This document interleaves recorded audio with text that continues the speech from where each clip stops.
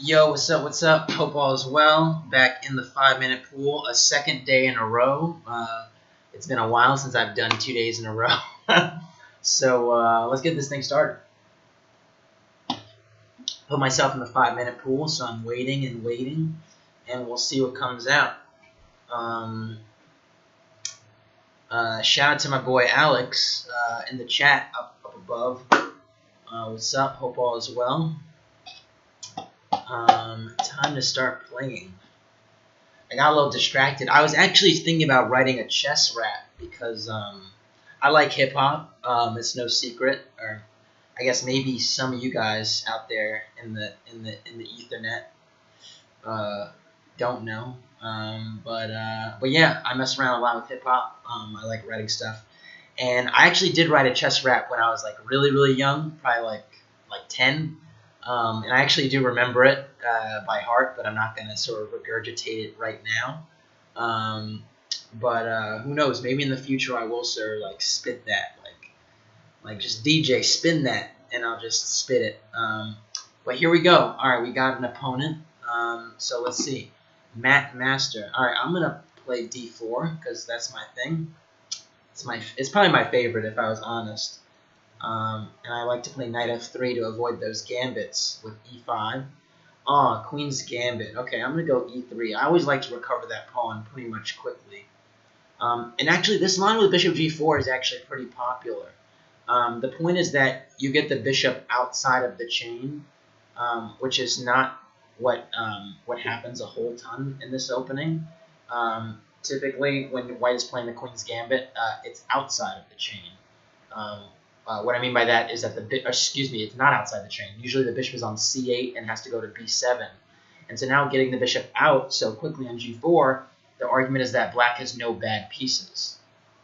And so we'll see if that actually is borne out in the game. But yeah, then typically black builds up to try and play e5. And so you can see now actually black is trying to prepare e5. So it's a very interesting plan. I'm going to go knight h4, which is a little bit unusual here, but I just sort of, it's sort of not like, it's probably not like anything significant, but my idea is essentially to stop e5, because now if e5 I have knight f5 and I secure the bishop on d6. So at least with this knight h4, it's very loose there, it's not well protected, but at least I'm dissuading e5. And okay, all right. Well, now I'm getting c5, so that's interesting. C5.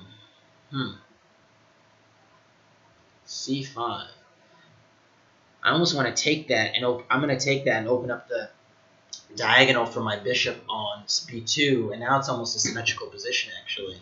So yeah, now I think I should be a little bit better because my pieces look a touch more active. Specifically, the bishop on b2 will have this really nice diagonal to work with. But it's anyone's game. I'm going to put my knight back on f3 because it wasn't doing anything there anymore. Black would do well to play bishop a3. Yeah, I was going to say that. Black should play bishop a3 to try and trade this bishop that's on b2. That was, I think, a little bit better than the counterpart on c5. So that was smart by black, because now it's just an equal position. It's like almost symmetrical, and yeah, it's pretty equal right now. That was a very smart decision. I'm obviously going to keep playing because I don't accept draws, and you know, an equal position doesn't mean a drawn position, but it's pretty much almost symmetrical, amazingly enough. So it will be tough to sort of manufacture anything. But like I said, it doesn't mean you can't try. And I'm actually going to try. I'm going to start with playing rook c4, which tries to double the rooks really quickly, and with rook dc1. And also, I don't mind b takes c4 here because then I get a tempo on the knight, and my queen is the open b file. So I'm willing to spoil my pawn structure in the event that the rooks are traded to get activity. And also, the d5 square is such a nice sort of square outpost for the knight, so to challenge that is pretty cool. All right, at b5, actually, I'm happy with this. Now I'm going to go back rook c1.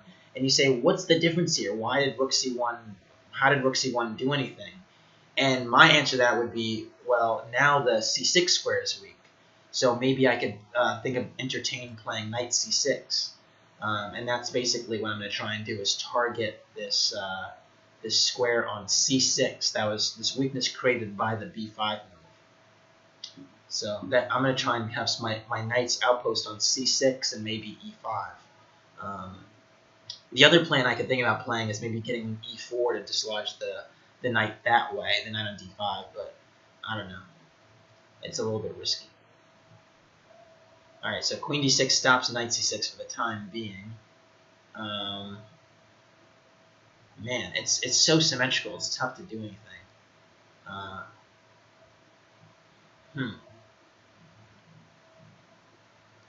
I'm going to go a3, which has the idea is just to stop b4, because maybe black was trying to play b4 and knight c3. Now rook d8 makes sense, and I'm going to go b4. No, actually I don't want to go b4, because I weaken the c4 square if I do that. Actually, no, I'm going to go b4. My idea is to go knight b3 and knight c5 and get the outpost on c5. The problem is I created this outpost on c4 for the black knight, but I'm hoping that I get to c5 before black gets to c4. And also, right now, I do have the c file temporarily, so I can entertain playing rook c6. So, alright, so queen d7, interesting. I'm going to go knight b3, which is consistent with what I was trying to do before, just to put a knight on c5. And I think I might be a little bit better here, because now my knight's coming to c5, really nice outpost there. Who knows? Yeah, knight b6, I expected that. I'm going to go knight c5. And queen a7, okay. And now knight c4 is a threat, but I'm going to go knight e5 to cover that square. And now I also am threatening knight c6. So I feel like white should be a little bit better. Oh, and that's a mistake. That is a mistake. Knight d7. I'm actually going to play knight takes d7 first. And then after knight takes d7, then I'm going to play knight c6. And this has the really huge benefit of actually pinning the black queen, because after queen c7 just loses to knight e7 check. Queen a8 would have been better, but after that, after queen a8, I would have traded and played queen d4 and really pinned up black's queen and kept being up the exchange. So yeah. But anyways, clean first game. On to the next.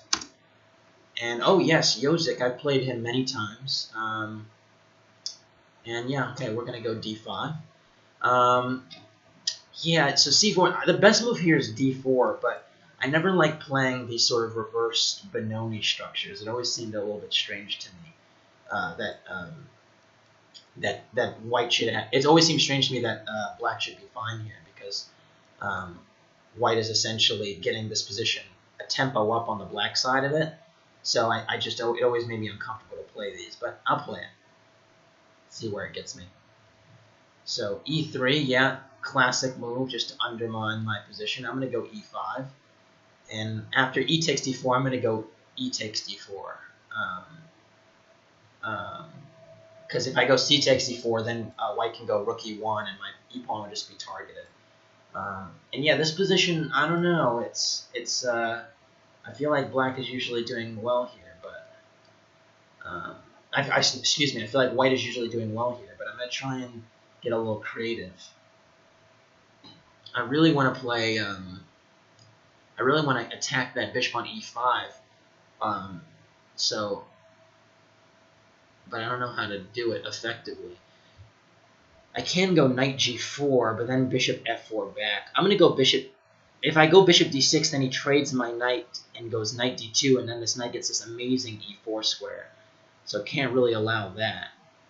So I feel like I have to move this knight. Because again, the positional plan here is to go.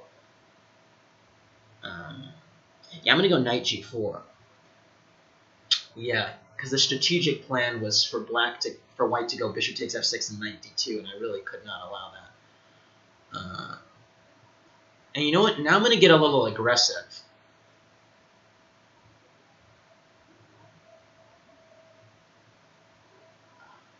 This isn't correct, but it's interesting. I'm going to go g5 and f5.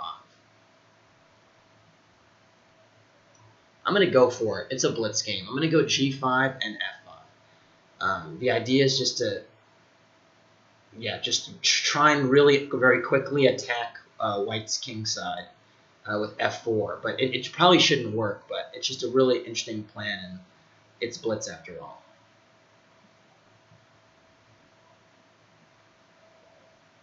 Knight d2 makes some sense. Yeah, he's just sort of ignoring this, saying it's not a threat at all. I'm going to go f4, continue. In vain, even if it's not good. I'm just going to have to continue with the plan because that was the plan.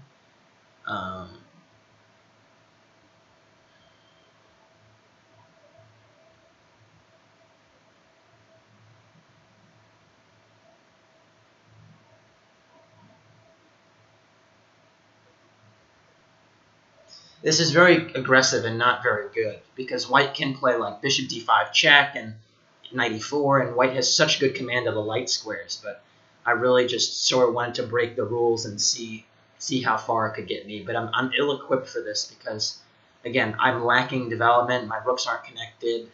All the things I preach, I'm sort of breaking right now. So I don't know why I decided to break them against a strong player, but I don't know, sometimes it's fun. Yeah, knight e4. I would have played bishop d5 check first and then threw the knight on e4. So I do think that's a slight mistake on White's part, but whatever. I maybe can go knight e5. Nah, I can't go knight e5 yet.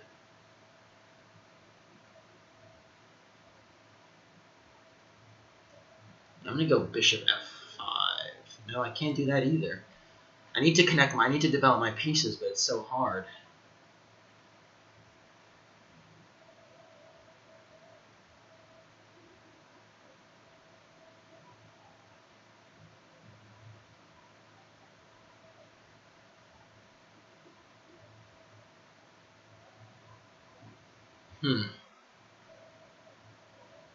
Yeah, I'm going to go knight e5. I was worried about queen h5, but I think I have bishop g4 there. But I'm a little bit worried about it. But I really want to go f3. That's my idea, just to sort of shut out the f3 of bishop g4 and shut out the light squared bishop or the queen on d1. I just need to get a little bit more control. So I'm threatening something at least, which is good. It's been a while since I threatened something, but he might take on f4 and then go queen h5, which would make a little bit of sense.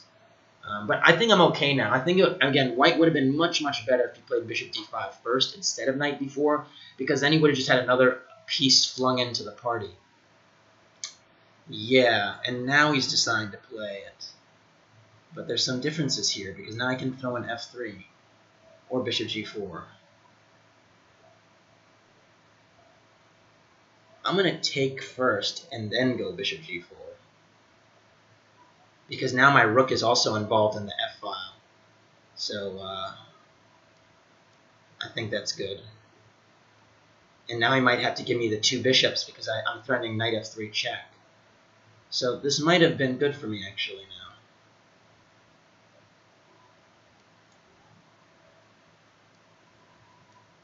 Because now I have the two bishops and his king is a little bit naked, and it's hard for him to develop his queen side because the bishop needs to go to just has to go to d2 to connect the rooks. So I actually think black is better now because I have the two bishops in all of those trumps. Actually, if this was a long game, I'm actually quite confident I would probably seal the deal here. I think black has to try and get counterplay by playing b4 and undermining my hold in the center because my king is still a little bit exposed. Maybe he could develop that way. Yeah, knight d2 it's not creative enough in my opinion. So I can go back, but then I can go bishop c6, but then he goes knight e4, which is not what I want to see. I can also go g4 here, but that weakens so many squares.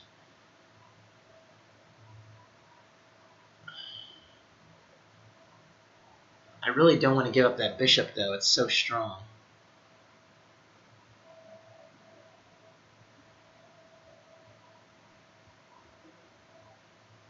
Yeah, I'm gonna go g4. It's a little bit brazen, but and take with the g pawn, and I'm threatening f2 check. I didn't like moving the bishop anywhere because then my bishop would just get cut out, and I'm hoping that now with this pawn on f3, it's very dangerous for him. But bishop f4 might be a move. I don't know. Of course, he plays it.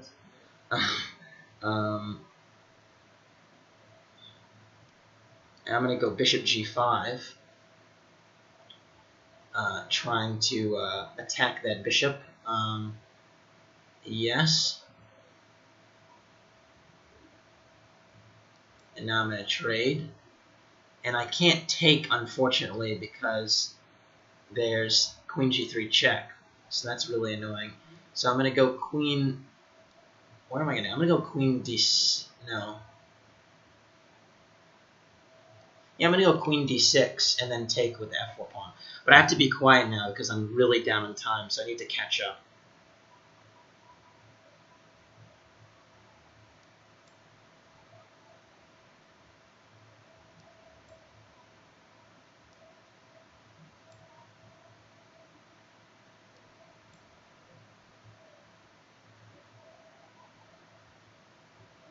Oh, that's so annoying. I'm just losing now because I'm losing the pawn on f3.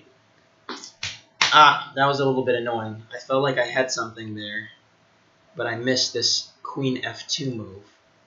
Here I'm definitely better. I know that because I have the two bishops and I have good control. But maybe g4 was not the right move. Here was the real critical position. What to do with my bishop? Maybe I should have kept it. Maybe I should have just played bishop c6 and kept it, but I was and just slow played that position. That probably would have been the smart thing to do. Anyways, on to the next.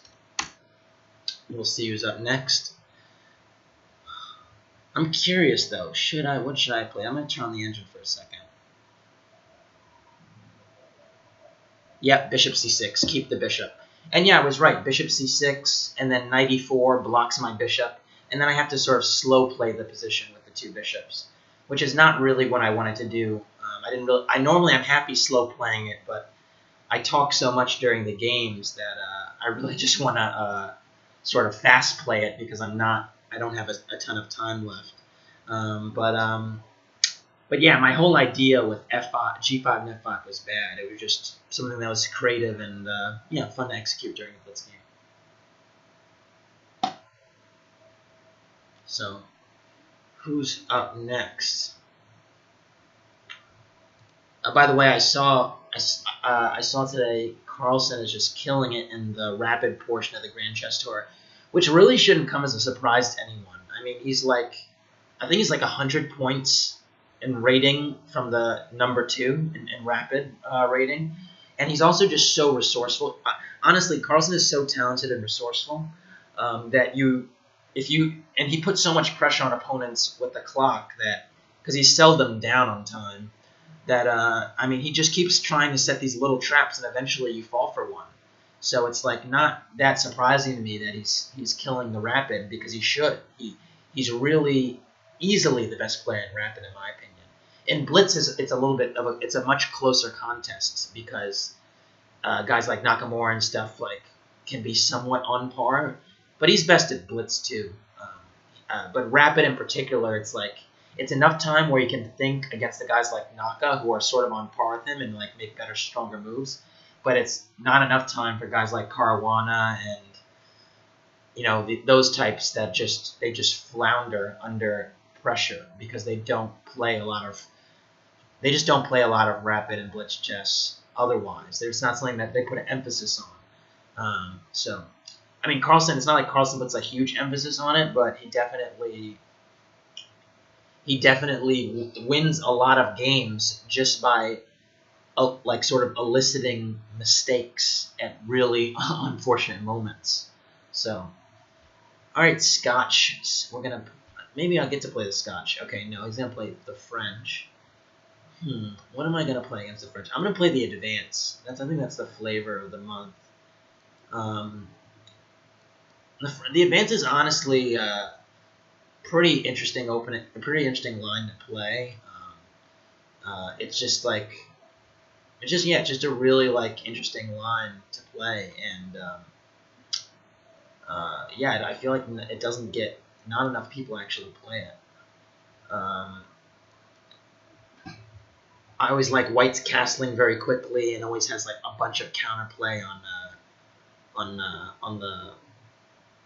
the black position because of the black's normally trying to attack the center, but the king is stuck on e8 for a little while. So there's always a lot of imaginative ideas by way of attacks, because you can sort of think, all right, how do I break through? How do I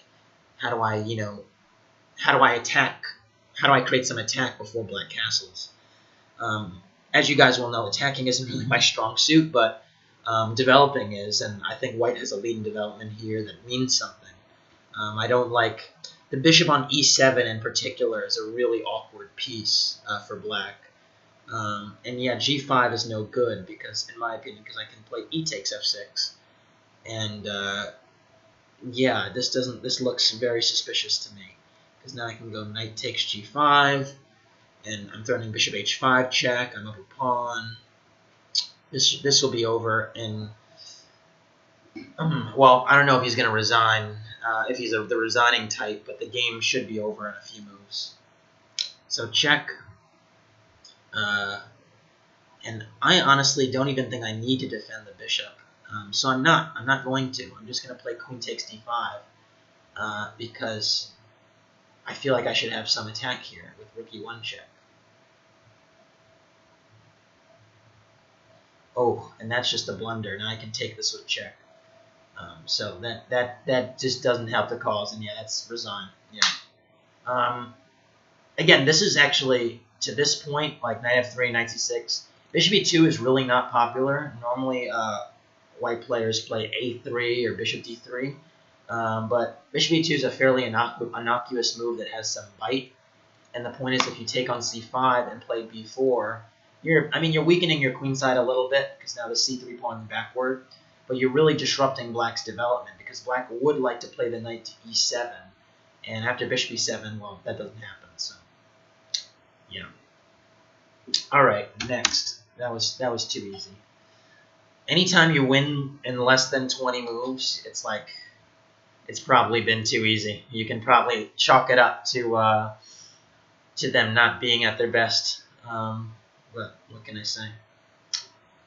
I got a little bit of skills left, don't I? I haven't lost it totally. I'm actually sort of debating right now. It's likely a yes, honestly. It's been a while since I played a tournament, but I'm like 70% of the way towards playing the World Open. Wait, did I just play this guy a moment ago? Wow, this person wants to abort. And then they make a move. Okay, so I guess they don't want to abort. I swear I just played this guy. But, okay, whatever. This line, by the way, d5, knight c6, bishop g4 is very annoying for black players. What am I saying? This line is very annoying for white players to face. Very annoying. I strongly recommend it. If you find yourself struggling against fianchetto type systems with g3 and bishop g2, this line is extremely annoying. So yeah, take that for what it's worth. I'm wondering if I can play bishop g4 here, because I really want to play bishop g4 before I lose connection of those pieces by playing e6. But bishop g4, then there's queen takes d5, then there's bishop takes g2 and queen takes g2. Yeah, it doesn't look like I can play it, so I'm going to play e6. But I really was hoping to play bishop h3 before I had to play e6, but doesn't look like that's going to be the case.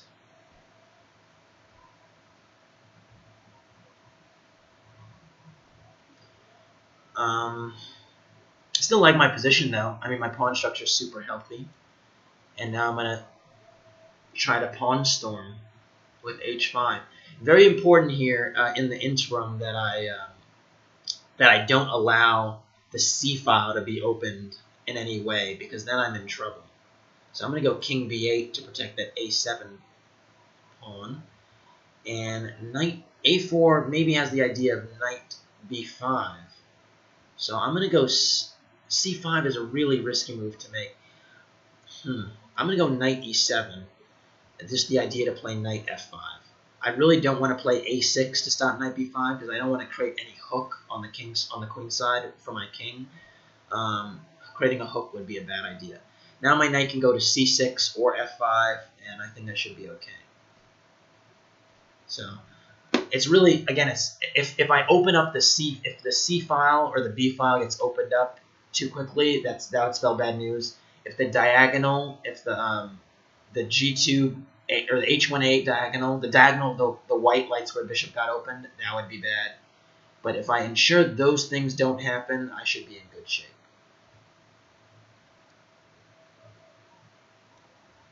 And now I'm just developing with tempo, because now I'm actually threatening d4, which is good. So, which would win a piece. So, developing with tempo, I'm sort of stopping white from advancing their pawns. Looking pretty good so far. The next thing I would love to do is play h4 if possible. But I would have to move my bishop first, because if I play h4, then he plays h3, then I move my bishop, then white gets in g4 and the h file is closed forever. So I don't want it to be closed forever, so I'm going to try and make it so it's not closed forever. I might also have g5 at the right moment, because the bishop on f4 is lacking some squares. So I think black is comfortable here. And again, this queen went to d4, now back to d2. Not really what the plan should be. And again, my pawn structure's a little bit healthier, which is nice. So rook d1 is clever because the idea is that if I play d4, white will move the queen somewhere, and the rook will pin my queen. So I'm not going to do that. I'm just going to play something else. I'm going to go queen e7, which steps out of the way of a potential pin on the d file with my queen and the rook, and puts my rook on d8 in the way of the queen on c1. And queen c1 is a mistake, because now I can take on c3 and play bishop takes c2, and yeah, white resigned. I was sort of sitting on that e2 pawn, and it so happens that now the rooks are both would be, what's the word, skewered, I think the word is. And yeah. And yeah, that's my boy. Actually, Abe Froman, I actually know. This is my boy. And he's saying, I hope you made the video. And I'm going to tell him you did. You did make the video. You did. Yeah. Cheers. Yeah, fundamentals. But honestly, d5, knight c6, and bishop g4, very, very annoying to play against the fianchetto systems. So when they do this stuff, very, very annoying, because bishop h3 is always coming very quickly. And yeah, black just has good play here. And there's some lines where black plays e5 in one go, and it becomes a gambit to help accelerate your kingside pieces. Because you play like e5, and then after takes, you play f6. And it's just a very annoying gambit, so look into it. It's pretty good. So, anyways, let's see who's up next. I'm in the pool already. And, yeah, relatively unscathed so far. That's good. Yeah. It's funny because I installed, or I didn't install, my roommate did. He put an AC in my window the other day. I bought one, I bought one from somewhere, like a pretty cheap one. And the problem is it was working, and it was working fine. And then there'd just be water leaking out the bottom of the AC. So, and that happened twice. So I turned it off because I need help trying to fix it. And, because I'm really not great with that sort of thing. And so now I'm here again in this hot box with no AC, and I have this like smaller rotatable AC but it really is awful and doesn't do enough. And so, yeah, it's really hot, and I feel like I'm under duress. Actually, I feel like I'm playing chess at the Marshall Chess Club. I'm just really, really hot right now, and it's a little bit uncomfortable. But anyways, I'm going to go Scandinavian. Shout out to my boy Craig Jones in North Carolina, coach of Durham Academy. A lot of those kids play the Scandinavian, and it's always amazing because you say, oh, like, why would you teach young kids the Scandinavian? And it's actually because no one knows what to do against it. Like, honestly, like, and even when you do know what to do against it, like, doesn't mean you're gonna win. Like, there isn't a refutation of the Scandinavian. I mean, White has more space. White, can definitely get a better position. But I'll tell you what Black has. Black has what I like to call a solid pawn structure. And just like it, that's not an original phrase, solid pawn structure. Really, what I want to say is Black has in the system. Black preserves what I call sort of positional integrity. What I mean by that is Black does not do anything to sort of compromise the lanes, the alleys of the pieces. So f4 is very aggressive, though, trying to cement the knight there. Now g4 might be a move, so I'm going to cut that out by playing h5. And I actually still like Black's position because you see White is clearly trying to be aggressive and overextend, and trying to extend. And when you're this aggressive, you risk overextending. So, yeah, I think Black should be okay, but it's tough to say. I'm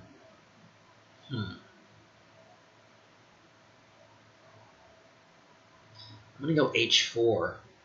I want to play h3 or something, or I don't know. I want to do something.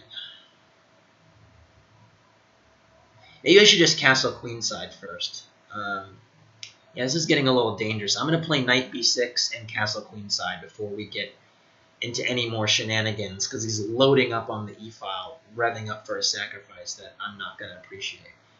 So yeah, now I think castling is the sensible thing to do.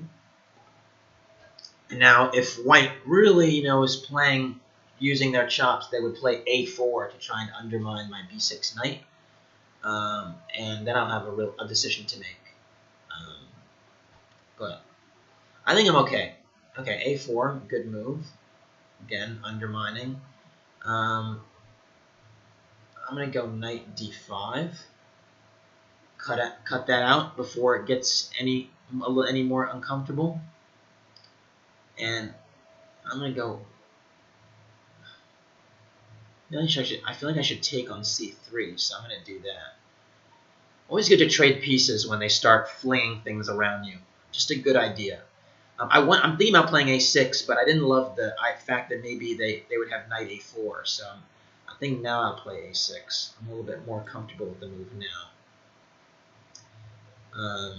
And yeah, I think I'm fine, honestly. Like, it takes a while for White to get anything going with the bishops in the way of the pawns. And I mean, my pawn's in h4. I can entertain playing h3. I can entertain playing many things. So I can entertain playing knight e4. Okay, knight c4, interesting. I don't think it does anything, though. I'm going to just take this pawn on f4. It's a free pawn. If knight b6 check, I just go king b8. Nothing changes. Okay, d5 is the idea of playing rook takes f4 and bishop takes. And rook takes f4 and bishop e5. So I'm going to play bishop takes h2. And I don't see anything really devastating.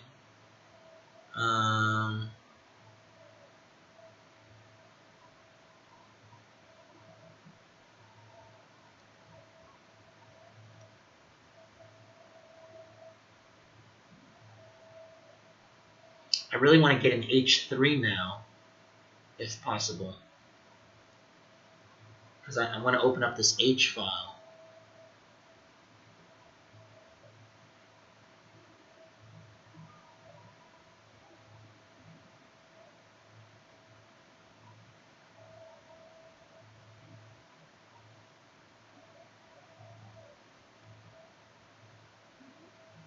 That's clever. That's really clever.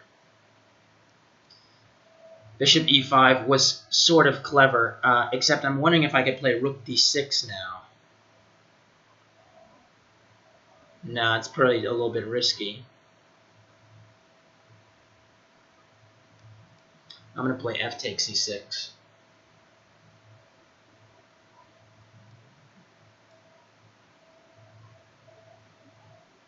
I'm still up a pawn, though. Like 2 pawns, but I'm going to be up a pawn after this exchange, and I like my position still. I don't think anything sort of devastating has changed. Now I'm just going to try and trade, because when you're up, you trade. And yeah, I'm up a pawn. A pawn is a pawn, you know? And now I'm going to trade some more. And some more. Because when you're up material, you trade. And I like my chances here in this ending.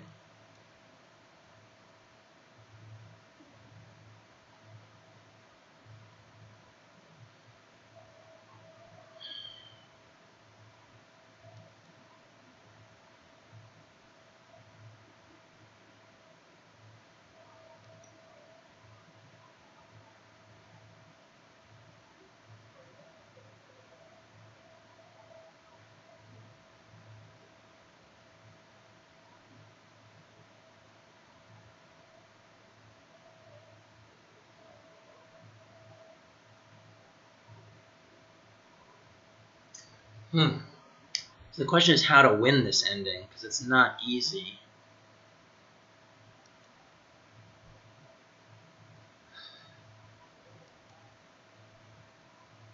I think white just made it easy though by trading that last pawn, because now I think my king can just walk in and take stuff.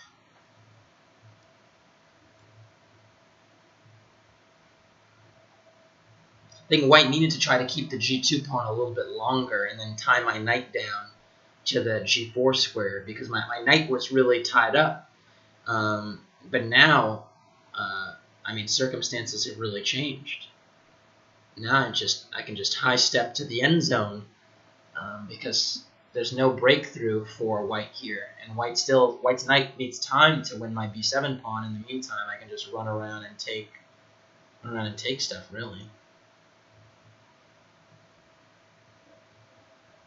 Or run around and queen my pawn. And there's some weird cruelty with it, because if I queen and white queened, I'd always have queen h1 check, which would hit the king on f3, and then the queen on a8, sort of like Searching for Bobby Fischer. Yeah, if you ever seen the movie and they both queen at the same time, he's like, check, and then he looks down the diagonal like, oh. And then he resigns and extends his hand, and the Josh Waitzkin character wins. So we might have had a Searching for Bobby Fischer moment. It's like, so yeah, not many good chess movies out there, honestly. And we all know that TV shows and all that, whenever they set up the board, they bludgeon it. So they just totally mess it up. But hey, we know what the game means. We know what it's all about, right? So, anyways, I think that was a good foray back into the mix again. So, thanks for watching, and yeah, I'll wrap it up here. Peace.